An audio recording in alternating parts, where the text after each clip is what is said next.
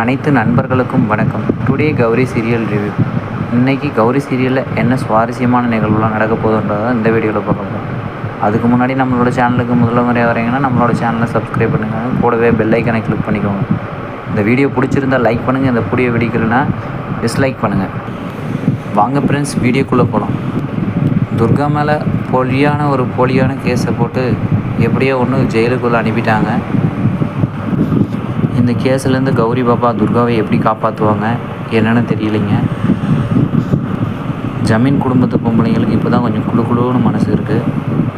அந்த பக்கம் கௌரி பாப்பா தெய்வ சக்தியெல்லாம் இறந்துருச்சுன்ற ஒரு சோகம் இருந்தாலையும் துர்காவுக்கு இப்படி ஏதோ ஒரு தப்பான விஷயம் நடக்க போகுதுன்றதை முன்கூட்டியே தெரிஞ்சிக்க முடியல. ஆனால் இருந்தாலுமே அவங்களுக்குள்ளே ஏதோ தோணுச்சுன்ட்டு இருந்தாங்க.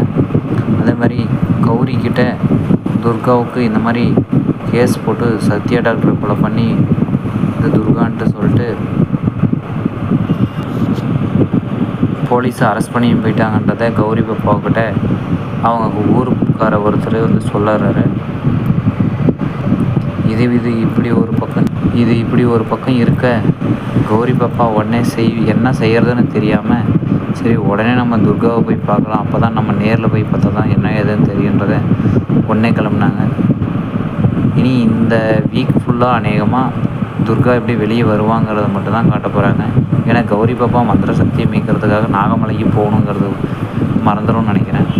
ஓகே ஃப்ரெண்ட்ஸ், இந்த வீடியோ பிடிச்சிருந்தால் லைக் பண்ணுங்கள். இந்த வீடியோ பிடிக்கலனா டிஸ்லைக் பண்ணுங்கள். நம்மளோட சேனலுக்கு முதல் முறையாக வரீங்கன்னா நம்ம சேனலை சப்ஸ்கிரைப் பண்ணிக்கலாம். கூடவே பெல் ஐக்கனை கிளிக் பண்ணிக்கலாம்.